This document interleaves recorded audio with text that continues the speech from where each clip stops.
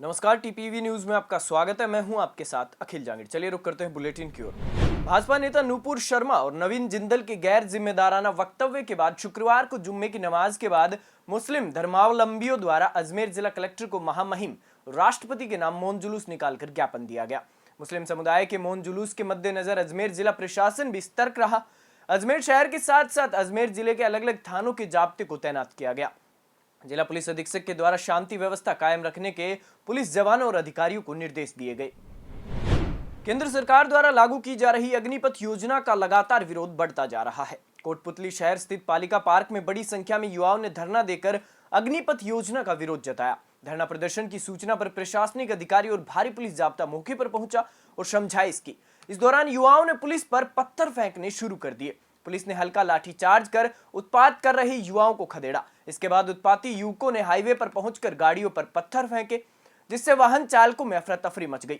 में अस्थायी भर्ती को लेकर जो आपत्ति 3 लोगों को थी, तो यहाँ कोटपुतली में बहुत सारी एकेडमीज हैं जो इनको सेना के लिए तैयार करती हैं। बिना किसी अनुमति के किसी भी संचालक ने किसी प्रशासन से कोई अनुमति नहीं ली। यहाँ पार्क में, नगर पालिका पार्क में इकट्ठे हुए बच्चे, और उसके बाद कुछ बच्चों ने बाहर की साइड से पथराव शुरू कर दिया।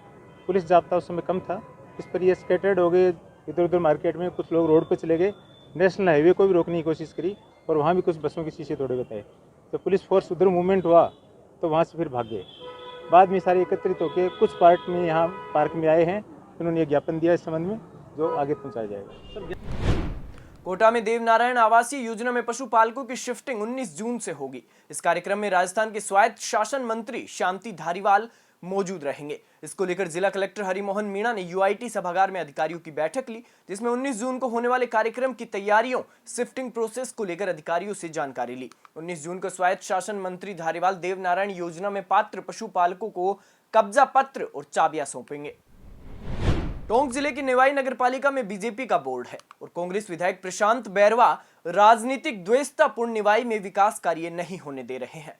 चेयरमैन दिलीप इसरानी और विधायक प्रशांत बैरवा में राजनीतिक द्वेषपूर्ण सरकारी कार्य अटक रहे हैं। पिछले दिनों प्रशासन शहरों के संग अभियान के दौरान निवाई नगर पालिका ने 2200 पट्टे जारी कर अजमेर जोन की सी श्रेणी की नगर पालिका में पहला स्थान हासिल किया। इसके साथ ही कई निर्माण और विकास कार्य करवाए, लेकिन राजनीतिक द्वेषपूर्ण पालिका में नेता प्रतिपक्ष डोली चौधरी की शिकायत पर विधायक प्रशांत सभी कार्यों की जांच करवा रहे हैं। निवाई नगर पालिका में विकास में रोड़ा बने विधायक से नाराज बीजेपी कांग्रेस के 30 पार्षदों ने आज कलेक्टर से शिकायत कर सरकारी योजनाओं को निर्बाध रूप से जारी रखने की मांग की है। वार्ड नंबर 20 से पार्षद हूँ। क्या समस्या है? क्या समस्या हमारे यहाँ निवाई में जो राज्य सरकार की योजनाएं चल रही है, उसमें पट्टों में जो अड़ंगा लगा रहे हैं, पूरी निवाई के 35 पार्षदों की कोई शिकायत नहीं है। केवल एक लेटर पैड पे प्रतिपक्ष के नेता के हिसाब से विधायक जी को एक शिकायत दे दी, पट्टों की जांच कराई जाए, निर्माण कार्यों की जांच कराई जाए, जबकि सारे पार्षद में काय का डर है? कोई डर नहीं है, किसी तरह का डर नहीं है। अब नेता प्रतिपक्ष और हमारे विधायक जी उसमें अड़ंगा लगा रहे हैं। इससे कर्मचारी हताश हो गया। सारे पार्षदों ने मनोबल बढ़ाने के लिए कर्मचारियों के लिए आज जिलाधीश महोदय के यहाँ इकट्ठे होकर के हम यहाँ कहने आए हैं कि सरकार की योजनाओं को नहीं रोके। इससे विधायक जी का भी तो मान सम्मान बढ़ रहा है, सरकार की योजनाओं का बढ़ रहा है। जांच करवाई जा रही है। जांच जिसकी होना चाहिए, अगर कोई फाइल गलत है वो पर्सनल फाइल मंगाए, जिससे कि पूरी निवाई का काम हो पाए। कौन रोक रहा है इसको? ये विधायक साहब ने, हमारे नेता प्रतिपक्ष ने लिख के दिया है। जांच करवाई जा रही है, जो गलत है उस पर कानूनी कार्रवाई होनी चाहिए।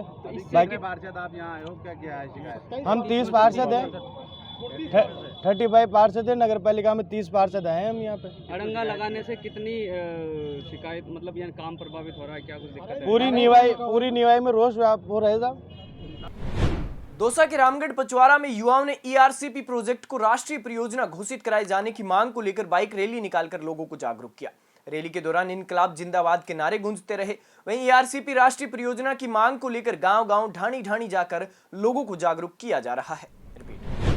देवगढ़ थाना क्षेत्र की सीमा पर बसे अर्जुनगढ़ के पास टोकरा गांव में एक चाय के केबिन संचालक के साथ मारपीट करने का मामला सामने आया है। पूरन सिंह ने करेड़ा थाने में एक रिपोर्ट दर्ज करवाई है। रिपोर्ट में बताया वो करीब 2-3 वर्षों से टोकरा चौराहे पर केबिन रखकर चाय और किराना के परचूनी सामान बेचकर घर का गुजारा चला रहा है। वहीं शुक्रवार को कुछ लोग और महिलाएं उसके केबिन पर आए और मारपीट करते हुए गाली गलौज की, जिसके बाद केबिन को आग के हवाले कर दिया। घटना की सूचना पर पुलिस मौके पर पहुंची और मौका मुआयना कर जांच शुरू कर दी है। हाँ साहब, सुबह में 6 बजे आया हूँ। ये पीली तो आया 3 लोग आने के बाद में मेरे को खांसा तान करे पचे पूरी लेबर को बुलाई जने खांसा तान करके मारे पर मारने लगा तो मैं भग गया। मेरी केबिन के आग लगा दिया, मेरे सब सामान वगैरह गुटखा वगैरह सब बाल दिया साहब। ये मेरी सूचना सुन लीजिए साहब। मैं सुबह आई तो ये और तो गाली गप्ता बोल रही थी, पत्थर उठाया था मेरे पे तो मेरे मनक देख के भाग गया। फिर मैं आई तो मेरा सामान सब बैग दिया, मैंने समेट के भागा। फिर मेरे को धक्का दिया, पत्थर मारा, मेरे को भी पत्थर मारा, मेरे लुगड़ी फाड़ दी और मेरे को गाली गुप्ता बोला, बेर सिंह कहते तेरे जो करना उसको कर देना। मेरी सुनाई करती।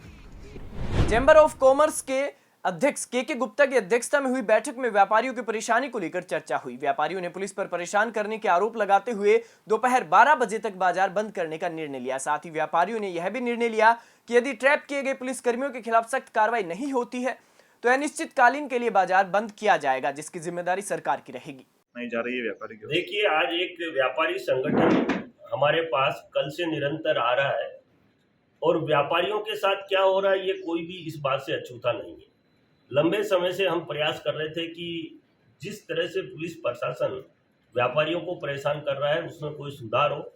हमारे अथक प्रयास करने के बाद भी कोई सुधार नहीं हुआ। आज व्यापारी बड़ा चिंतित है, व्यापारी का व्यापार बंद हो गया और जो व्यापारी व्यापार कर रहा है उनको बड़ी विषम परिस्थितियों से गुजरना पड़ रहा है, जिसका उदाहरण आप सभी के सामने कल की घटना है। इतनी बड़ी राशि लेकर अगर किसी व्यापारी को परेशान किया जा रहा है, उसके समर्थन में पूरे जिले का व्यापारी है और आज हमने ये निर्णय लिया है कि पहले आंशिक रूप से कल 12 बजे तक सारा व्यापारी शहर का अपनी दुकान प्रतिष्ठान बंद रखेगा। सिरोही में L&T द्वारा निर्मित नेशनल हाईवे कांडला दिल्ली पर विजय पताका जैन मंदिर के सामने रोड निर्माण के समय बचा हुआ डामर रोड के किनारे पर डालने से कई पशु डामर में फंसने से अपनी जान गंवा चुके हैं। इसी क्रम में 2 गाय हादसे का शिकार बन गई। गो भक्त शिक्षक राव गोपाल सिंह पोसालिया ने बताया कि घटना की सूचना PFA के कार्यकर्ताओं को दी। सूचना प्राप्त होते ही मौके पर पहुंचकर 2 गायों को रेस्क्यू करके एक गाय को सूरी प्रेम जीव रक्षा केंद्र परलाई और दूसरी गाय को PFA संस्था के रेस्क्यू एनिमल शेल्टर में पहुंचाया गया।